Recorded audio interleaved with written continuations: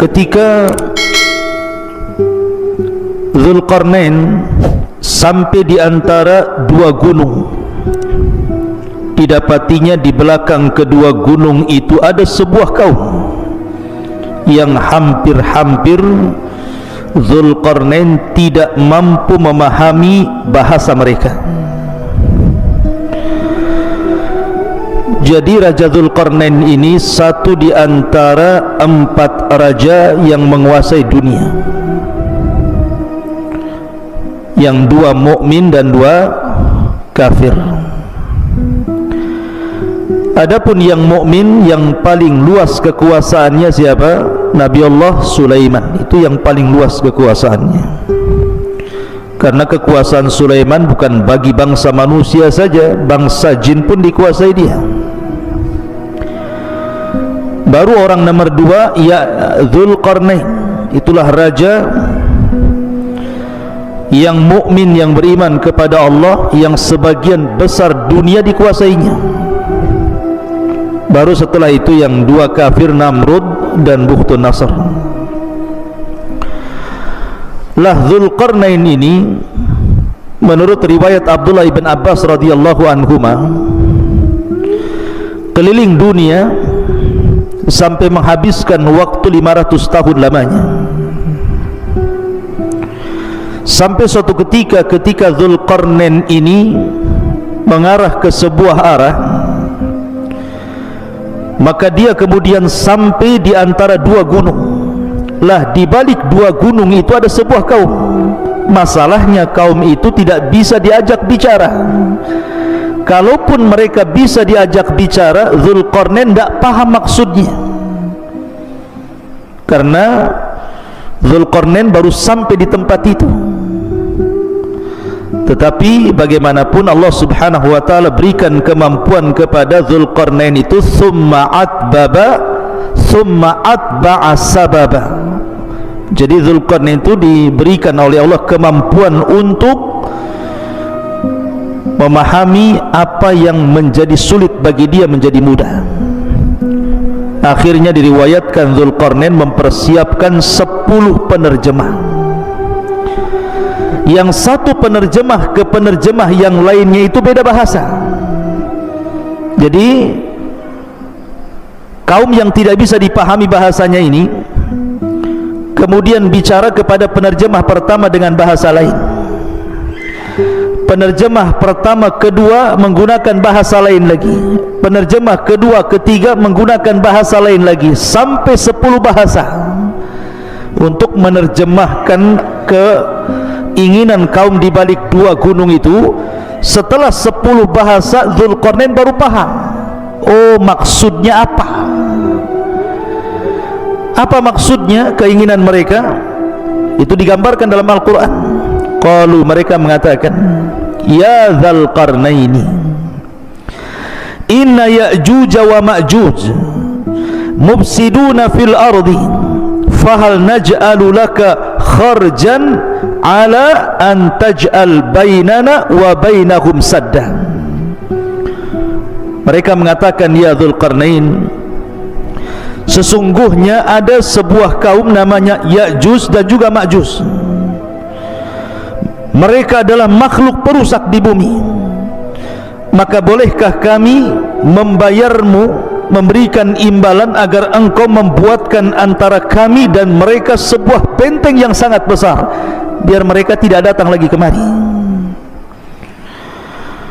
Kemudian Dzulqarnain mengatakan, qala ma makkani fihi rabbi khairun fa'inuni biquwatin aj'al bainakum wa bainahum radmah.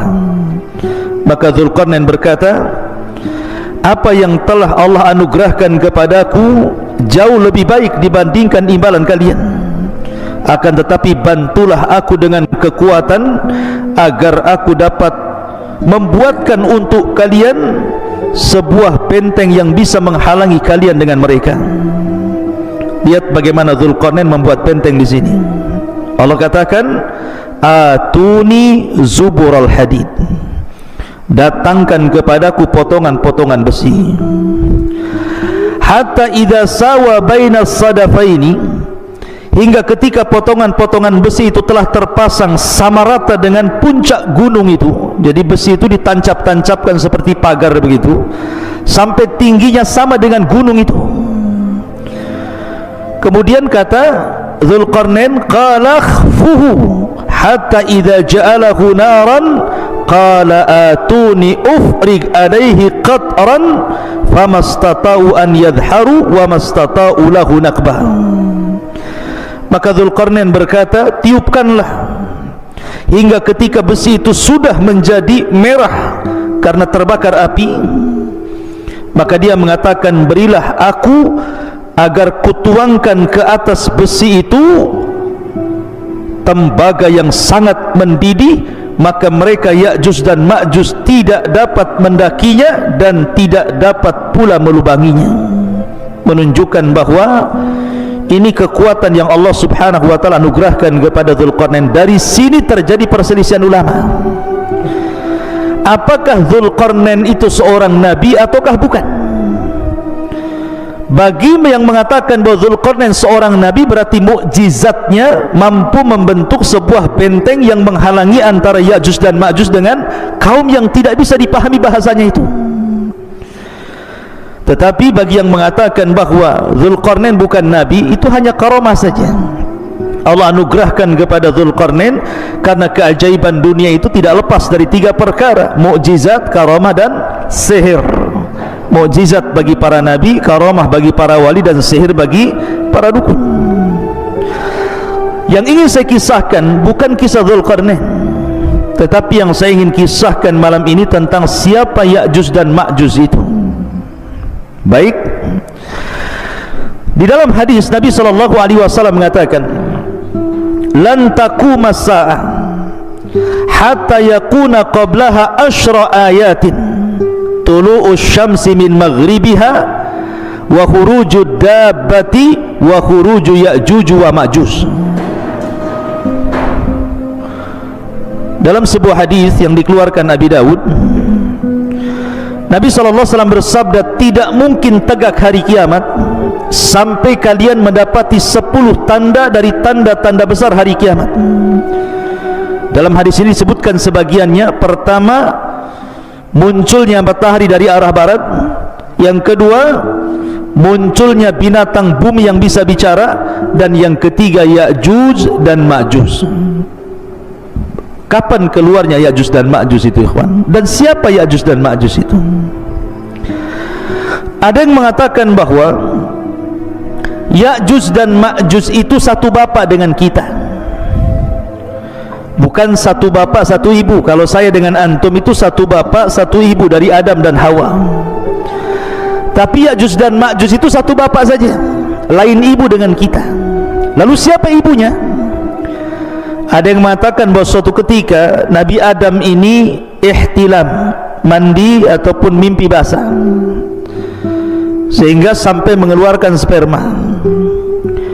Lah spermanya Adam ini jatuh ke tanah.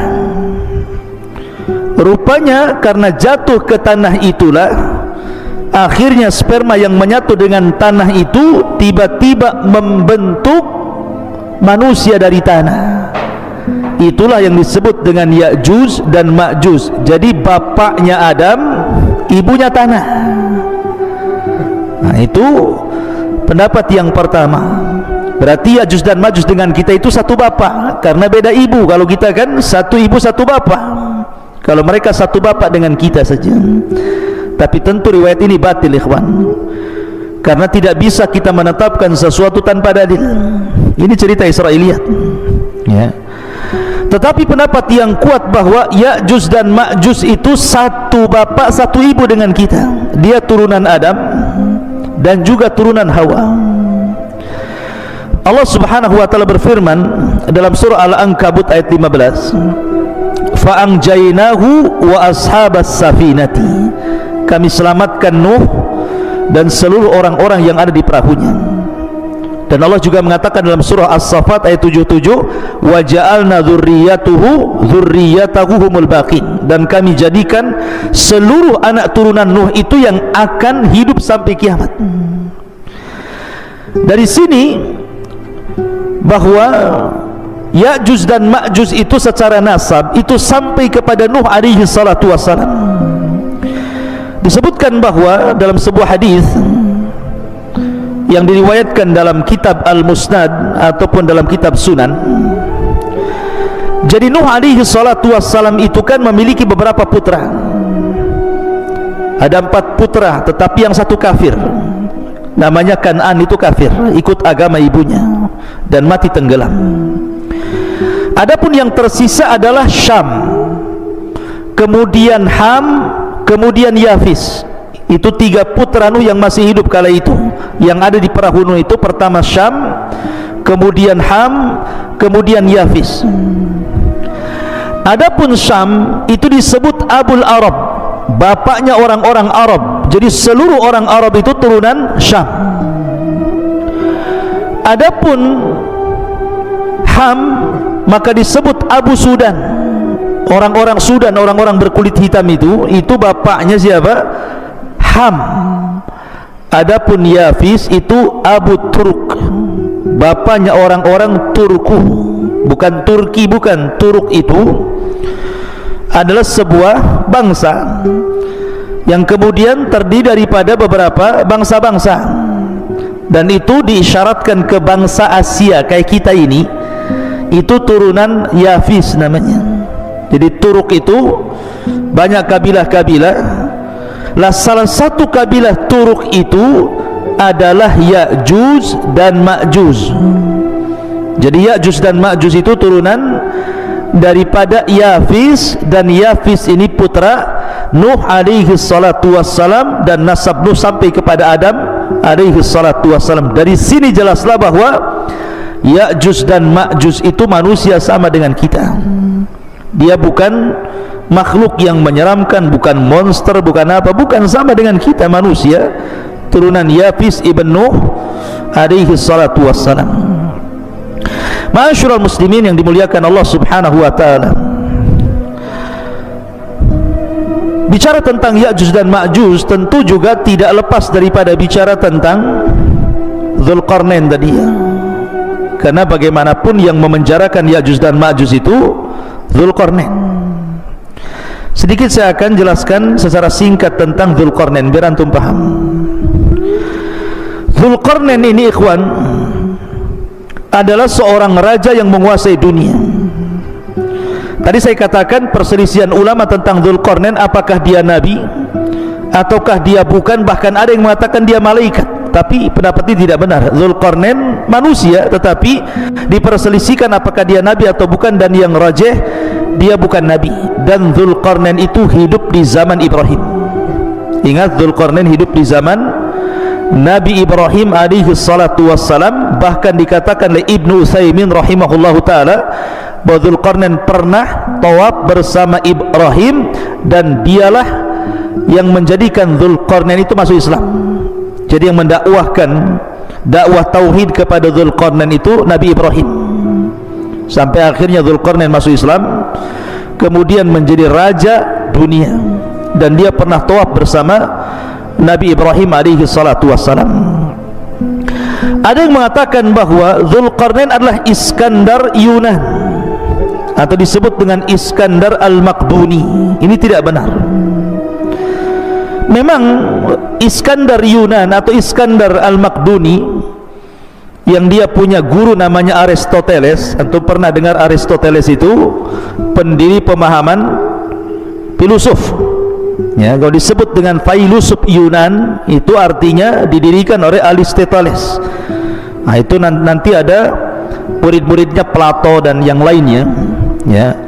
Lah Aristoteles ini seorang Yunan, dialah yang kemudian menjadi guru besarnya Iskandar Al-Maqdun, atau disebut dengan Iskandar Al-Yunan.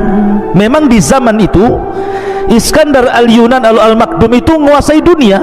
Jadi banyak, setelah dia mengalahkan Persia, Romawi, dan banyak bangsa-bangsa dikalahkan, sehingga orang menganggapnya dia Dzulqarnain karena menguasai barat dan timur, utara dan selatan. Sehingga sebagian orang mengatakan bahwa Dzulqarnain adalah Iskandar Al-Maqdun yang dididik oleh Aristoteles tadi, dan seorang filosof Yunan. Tidak benar. Kenapa tidak benar? Pertama, dari segi zaman sudah berbeda.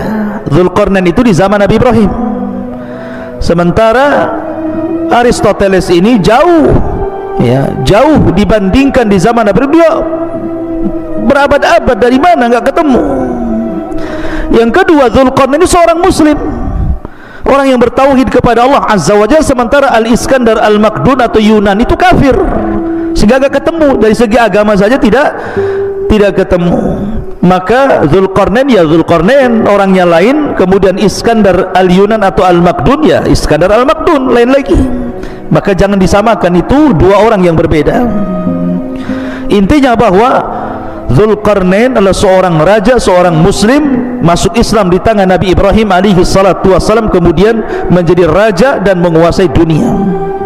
Lah di zamannya inilah Ya'juj dan Ma'juj kemudian dibenteng oleh dia sehingga tidak bisa keluar. Adapun tentang sifat Ya'juj dan Ma'juj itu, bagaimana bentuknya sebenarnya? Ibnu Hajar rahimahullahu ta'ala menyebutkan beberapa pendapat para ulama tentang bentuk fisiknya Ya'juj dan Ma'juj itu. Kata beliau bahwa ada sebagian orang mengatakan bahwa Ya'juj dan Ma'juj itu badannya seperti syajaratil aruz, seperti pohon aruz. Pohon aruz itu berada di Syam atau tepatnya di Lubnan sana, di Libanon. Itu banyak pohon aruz, itu tinggi sekali, ya. Jadi pohon aruz itu sangat tinggi sekali, sampai dijelaskan tingginya itu ishruna wa mi'ata dhirah, 120 hasta. Satu hasta segini. Kalau 120 hasta, kalau 120 bagi 2 berapa? 60. Berarti 60 meter. Karena satu hasta itu setengah meter. Berarti tingginya Ya'juj dan Ma'juj itu 60 meter. Masjid ini saja baru 10 meter. Berarti 6 kali tingginya masjid ini. Berarti tinggi sekali Ya'juj dan Ma'juj itu. Raksasa kan begitu ya. Ini satu pendapat. Jadi Ya'juj dan Ma'juj itu setinggi itu karena dimisalkan dengan pohon aruz yang ada di Syam, di Lubnan sana, ya. Ini satu pendapat. Pendapat yang kedua bahwa Ya'juj dan Ma'juj itu simfun arba'atu adru fi arba'ati adru, satu dhira, satu hasta. Jadi dia tingginya 4 hasta, lebarnya 4 hasta. Nah, jadi kotak itu jadinya, ya. Jadi bentuk Ya'juj dan Ma'juj itu 2 meter tingginya, kemudian panjangnya juga 2 meter, lebarnya 2 meter, tingginya 2 meter. Jadi kayak kardus jadinya, ya. Jadi itu ada juga yang mengatakan Ya'juj dan Ma'juj itu seperti itu. Kemudian juga ada yang berpendapat simfun yaftarishuna adhanahum wa yaltahifuna bil ukhra. Jadi Ya'juj dan Ma'juj itu punya telinga besar sekali, telinganya besar sekali, panjang. Jadi satu telinga digunakan untuk selimut dia kalau dia tidur, maka satu telinganya lagi digunakan untuk membunuh, untuk menyerang. Nah, ini kayak apa ini? Telinganya besar sekali, ya. Kemudian juga ada yang mengatakan bahwa Ya'juj dan Ma'juj itu tuluhum shibrun aw shibraini wa atwaluhum thalathata ashbar. Paling tinggi 3 jengkal segini. Nah, seginilah, segini. Ada juga yang 2 jengkal, ada juga 1 jengkal segini tingginya itu. Berarti manusia kerdil. Tapi sekali lagi ini hanya pendapat, tidak didasari dalil-dalil sama sekali. Ini hanya dinukilkan dari kisah Israiliyat. Jadi Al-Hafidh Ibnu Hajar menukilkan pendapat tentang bentuk Ya'juj dan Ma'juj ini adalah semuanya riwayat dhaifah, tidak ada yang sahih. Lalu yang sahih seperti apa? Yang sahih diriwayatkan dalam sebuah hadis dari Ibnu Harmalah, dari bibinya, yang diriwayatkan oleh Imam Ahmad dalam musnadnya. Ini bentuk fisik asli yang sahih ini. Disebutkan dalam sebuah hadis, khataba Rasul sallallahu alaihi wasallam wa huwa asibu isba'ahu min ladghati aqrabin. Rasul sallallahu alaihi wasallam berkhutbah dalam keadaan jarinya tersengat kalajengking. Kemudian beliau mengatakan, innakum taquluna la aduwa wa innakum la tazaluna tuqatiluna aduwan hatta ya'tiya ya'juj wa ma'juj iradul wujuh sigharul uyun syuhbus syi'af min kulli hadhabin yansilun ka'anna wujuhahum al-mujanal mutraqatu. Kata Nabi SAW, kalian mengatakan tidak ada musuh lagi, padahal sesungguhnya kalian akan terus memerangi musuh sampai datangnya sebuah kaum yang namanya Ya'juj dan Ma'juj. Siapa mereka? Mereka adalah lebar mukanya, kecil matanya alias sipit, warna putih di rambut atasnya. Mereka mengalir dari tempat-tempat yang tinggi, seakan-akan wajah mereka persis seperti perisai perang. Artinya bahwa Ya'juj dan Ma'juj itu kalau kita kelompokkan satu dunia ini, orang-orang yang mirip dengan Ya'juj dan Ma'juj itu berdasarkan hadis Imam Ahmad ini mengisyaratkan ke mana? Ke bangsa Cina. Ke bangsa Cina kan? Kita ini orang-orang Asia itu kan matanya sipit, bulat, pendek gitu ya. Orang-orang kayak orang-orang Mongol gitu ya. Ya, jadi Ya'juj dan Ma'juj itu disyaratkan kepada bangsa-bangsa Cina. Tapi bukan berarti kemudian Ya'juj dan Ma'juj itu Cina, tidak ada. Bukan, orang Cina bukan Ya'juj dan Ma'juj. Maksudnya fisiknya persis seperti mereka, seperti orang Cina. Kalau novel ini tidak seperti orang Cina, orang Bangla ini. Ya. Jadi Ya'juj dan Ma'juj itu seperti orang Cina, maksudnya fisiknya, tapi bukan berarti Cina itu Ya'juj Ma'juj, tidak. Karena ada yang berpendapat bahwa Ya'juj Ma'juj itu Cina, bukan. Kemudian benteng yang dibangun Dzulqarnain itu tembok Cina, ya, nggak nyambung ikhwan. Jaka sembuh nggak nyambung. Kenapa? Karena tadi saya sudah jelaskan ayatnya kan, bahwa temboknya Dzulqarnain itu terbuat dari besi, kemudian dilumuri tembaga. Nah, tembok Cina dari mana? Dari tembok, dari batu bata aja disusun. Yang kedua, tembok Cina pernah roboh sebagiannya. Kalaupun seandainya dirudal itu bisa roboh, tapi bentengnya Ya'juj dan Ma'juj tidak bisa, kuat sekali. Dan itu berdasarkan Al-Quran dan juga hadis Nabi SAW. Tidak mungkin roboh benteng itu kecuali Allah izinkan roboh. Jadi tidak ada kaitan benteng Cina dengan bentengnya Dzulqarnain atau Ya'juj dan Ma'juj dengan orang Cina. Nggak ada kaitan di situ. Ya'juj dan Ma'juj lain, benteng Cina juga lain, bukan benteng Ya'juj dan Ma'juj. Ya, secara fisik ya persis gitu saja. Ya. Ma'asyiral muslimin yang dimuliakan Allah Subhanahu wa taala. Kemudian dari segi jumlah mereka kan sekarang terkurung ikhwan, karena ada yang mengatakan di balik benteng ini di mana? Apakah dalam tanah, di gua-gua, di gorong-gorong gitu ya, atau di dalam dasar lautan, atau di atas bumi, wallahu alam. Tetapi lihat bagaimana Allah Subhanahu wa taala gambarkan betapa banyaknya mereka. Nabi SAW bersabda dalam hadis Abi Sa'id Al-Khudri radhiyallahu anhu. Nabi SAW mengatakan, yaqulullah, berarti di sini hadis qudsi ya, Allah berfirman, ya Adam, wahai Adam. Jadi suatu ketika Allah akan memanggil Nabi Adam. Kemudian Adam mengatakan, labbaika wa sa'daika wal khairu fi yadaik. Kata Adam, labbaik, ku sambut panggilanmu ya Rabb dengan senang hati, dan kebaikan semua di tanganmu ya Rabb. Fayaqul, maka Allah berfirman, akhrij ba'than nar, wahai Adam, keluarkan pasukan penghuni neraka. Hei Adam, keluarkan pasukan penghuni neraka. Kemudian dia mengatakan, inna kulla alfi tis'a mi'atin wa tis'atan wa tis'ina fa indahu yashibus saghir wa tada'u kullu dhati hamlin hamlaha wa taran nasa sukara wa ma hum bisukara walakinna adzaballahi syadid. Qalu ya Rasulullah wa ayyuna dzalikal wahid? Qala abshiru fa inna minkum rajulan wa min Ya'juj wa Ma'juj alfa. Perhatikan ya. Kemudian kemudian Allah berfirman kepada Adam, keluarkan pasukan penghuni neraka. Adam bertanya, apa pasukan penghuni neraka itu ya Rabb?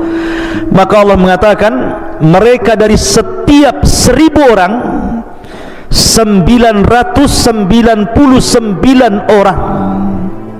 Jadi perbandingan kita dengan Ya'juj dan Ma'juj itu, jadi kalau ada 1000 orang, maka satu kita 999 Ya'juj dan Ma'juj. Anda bisa bayangkan bandingannya itu. Jadi kalau antum di sini ada 20 orang, dibandingkan dengan Ya'juj dan Ma'juj, setiap satu orang bandingannya 999, berarti jumlah mereka banyak. Jadi kalau antum melawan Ya'juj dan Ma'juj, antum satu orang melawan 999 Ya'juj dan Ma'juj, kira-kira menang gak tuh? Antum satu orang lawan satu orang aja kalah antum. Ini 999, bonyok lah, banyak jumlahnya kan. Macam mana cara melawan ini? Sekian banyaknya itu kan. Kemudian Allah berfirman, membacakan ayat Al-Quran setelah menyebutkan mereka dari setiap 1000 orang 999 orang. Ketika itu anak kecil menjadi beruban, setiap yang hamil melahirkan apa yang dikandungnya, dan kamu lihat orang-orang seakan-akan mabuk pada mereka tidak mabuk, tetapi karena azab Allah yang sangat keras. Para sahabat bertanya, Rasul, siapa yang satu itu? Maka Nabi SAW mengatakan, bergembiralah, sesungguhnya penghuni neraka itu satu di antara kalian, dan Ya'juj dan Ma'juj 1000 dari mereka. Artinya dari 1000 orang itu satu di antara kita, 999 dari mereka. Menunjukkan penghuni neraka banyak sekali. Karena dari Ya'juj dan Ma'juj saja bandingannya 1 banding 999 jiwa gitu ya. Maka dari hadis ini ada beberapa faedah. Pertama, Ya'juj dan Ma'juj calon penghuni neraka. Yang kedua, jumlah mereka besar. Dan yang ketiga, mereka adalah turunan Adam alaihi salatu wassalam. Ada hadis, tetapi memang dilemahkan sebagian para ulama, yang mengatakan bahwa Ya'juj dan Ma'juj itu, jelaskan, Ya'juj ummatun wa Ma'juj ummatun, kullu ummatin arba'atu alafin ummah, la yamutur rajulu minhum hatta yangdura ila alfi dzakarin min sulbihi kulluhum qad hamala silah. Jadi ada hadis yang mengatakan, satu orang Ya'juj dan Ma'juj itu tidak akan mati sampai dia melahirkan anak cucunya, sampai jumlah mereka itu 1000 orang, baru mereka mati.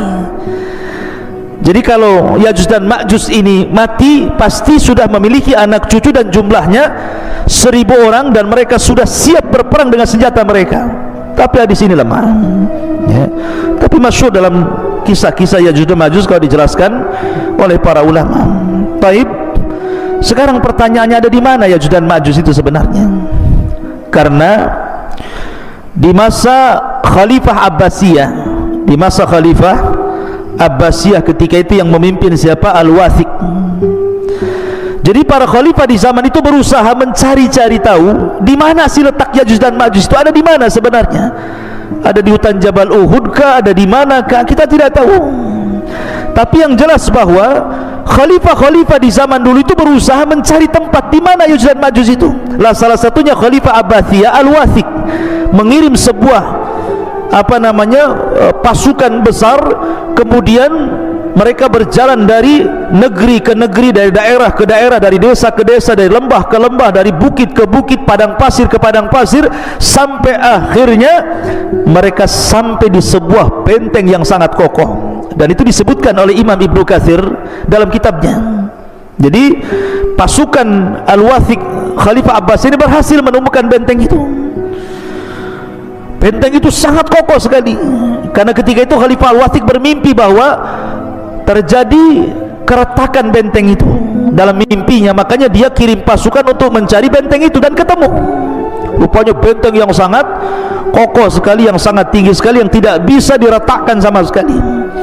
Akhirnya kemudian mereka pun menyisihkan pasukan mereka untuk menjaga benteng itu, kemudian pulang.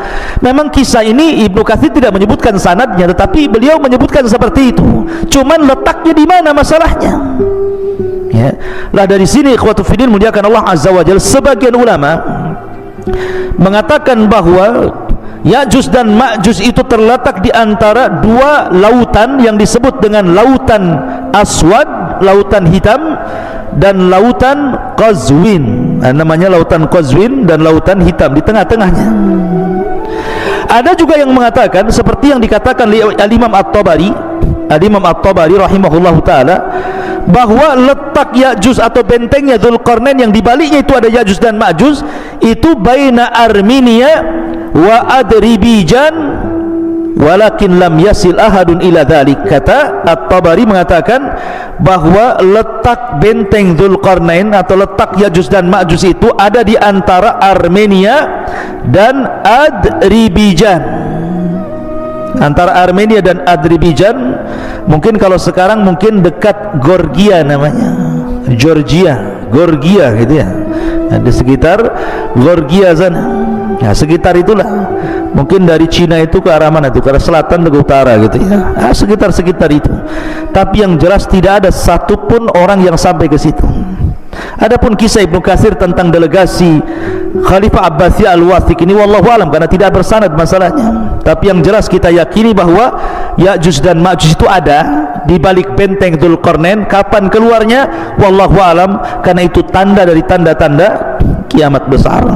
Sekarang bagaimana keluarnya? Bagaimana cara keluarnya? Ma'asyiral muslimin yang dimuliakan Allah Azza wa Jalla, saya akan runut satu tanda kiamat sebelum keluarnya Ya'juj dan Ma'juj.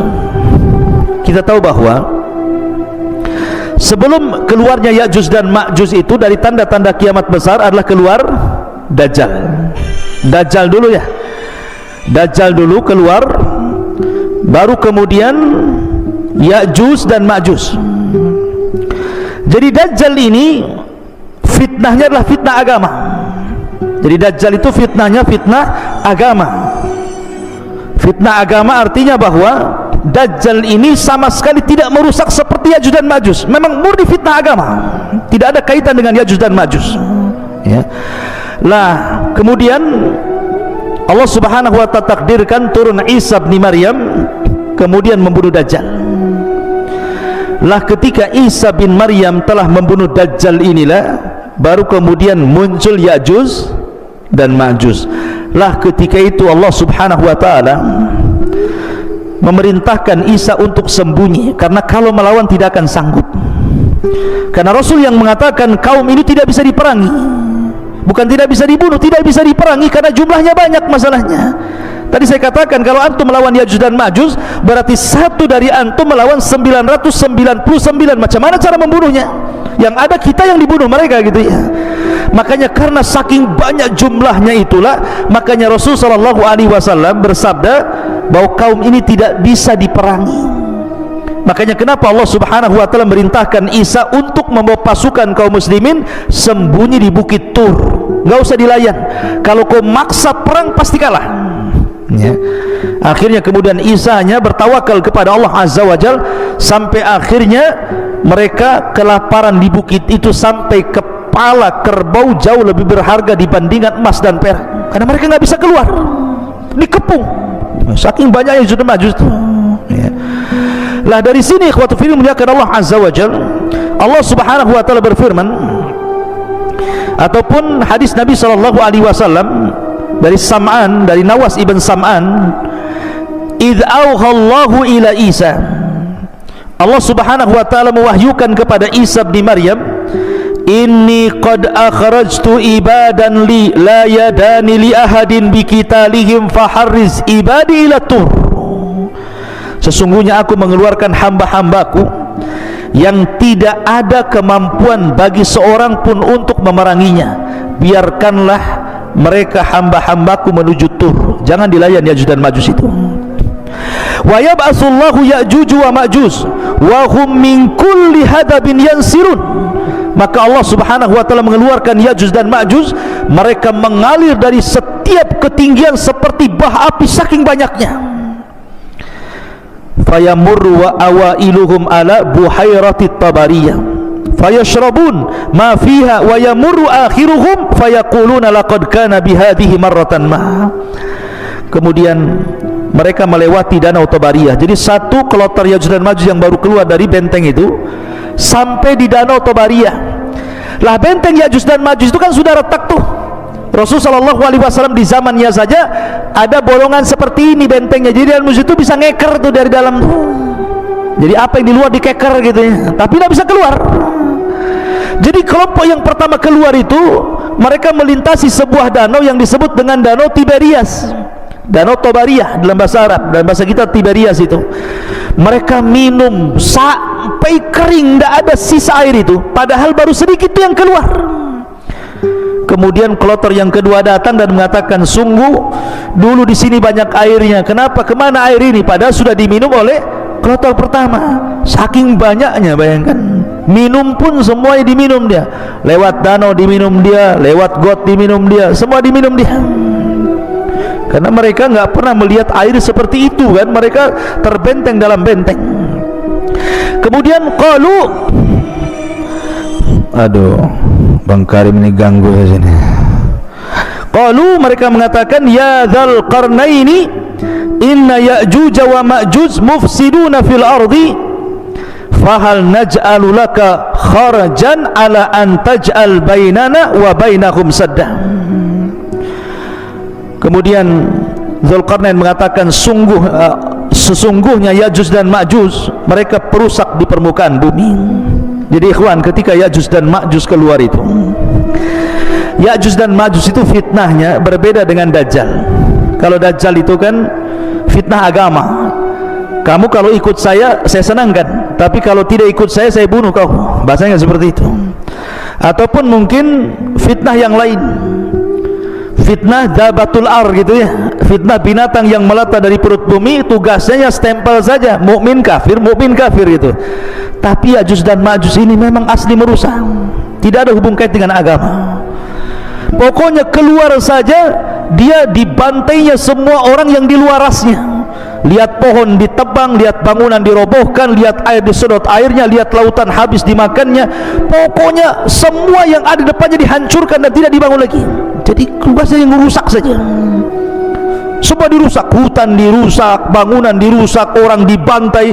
Bahkan ada yang mengatakan bahwa kalau dia membunuh di luarasnya bukan hanya dibunuh, dimakan bangkainya. Jadi mereka itu kanibal, memakan, bahkan sesama mereka pun mereka memakan. Bagi mamanya Ya'juj dan Ma'juj meninggal salah satu di antara mereka, dimakan jasadnya. Sampai seperti itu gitu ya kerusakannya. Jadi ngeri gitu ya Ya'juj dan Ma'juj itu.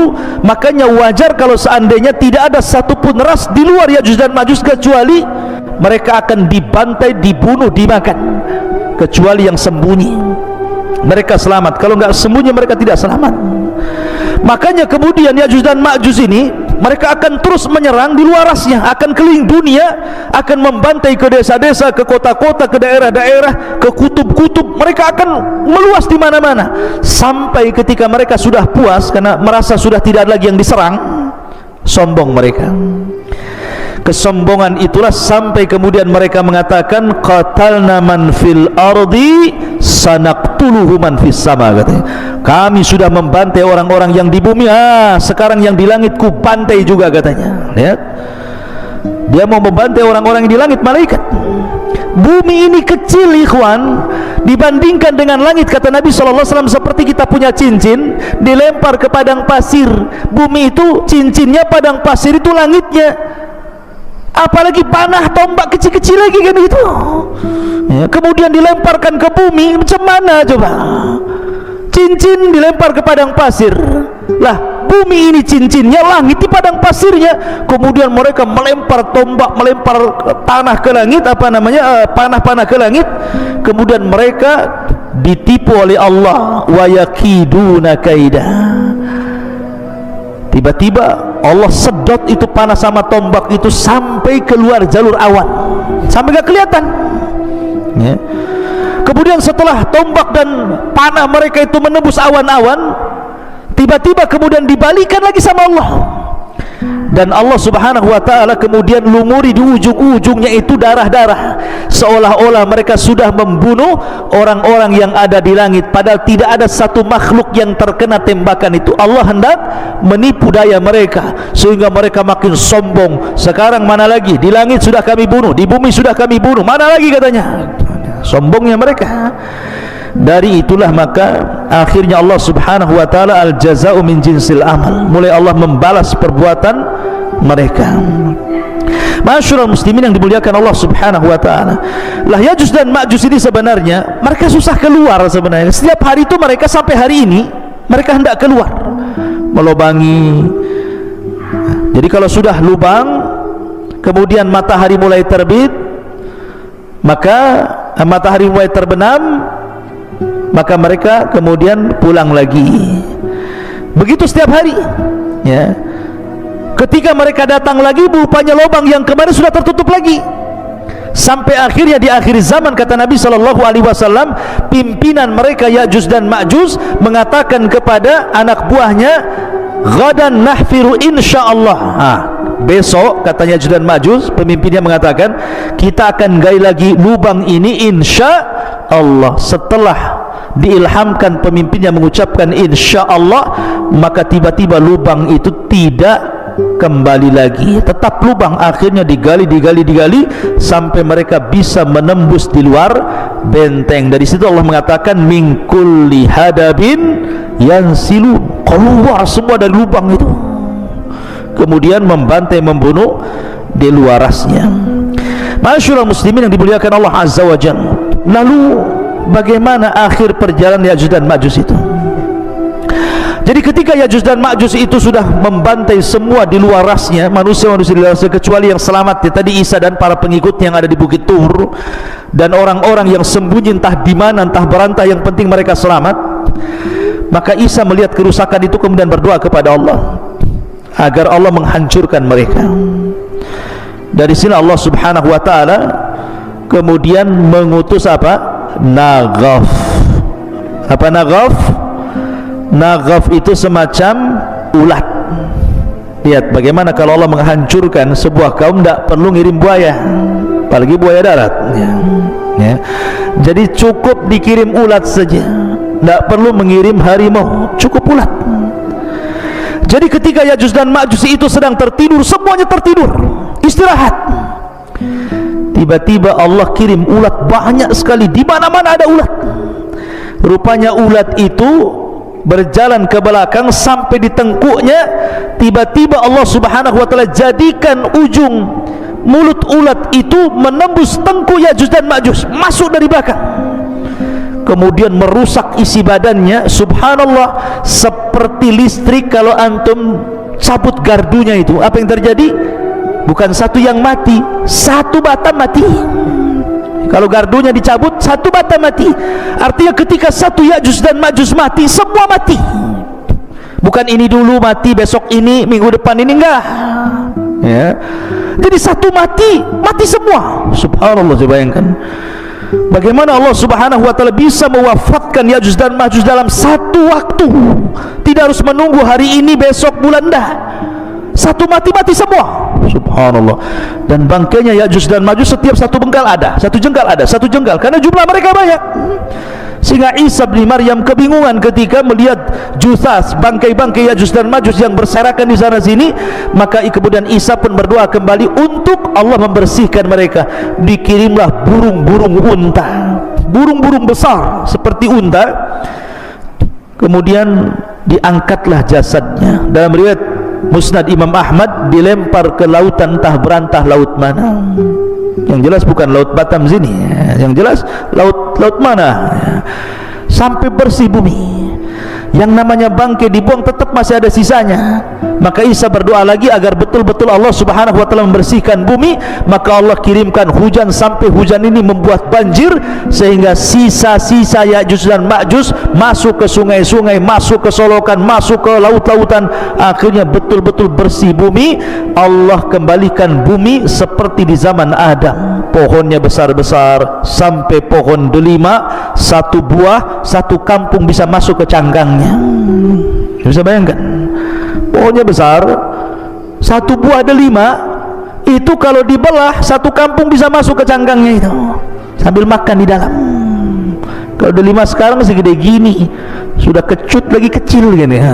Jadi nanti di akhir zaman itu delima itu ruman itu besar sekali, ya, bisa puluhan masuk di situ.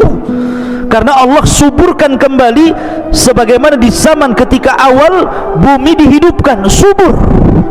Dari sini akhirnya Isa bin Maryam mulai membawa pasukan Imam Mahdi yang sudah meninggal, memimpin dunia, mematahkan salib, kemudian membunuh babi, kemudian menegakkan keadilan.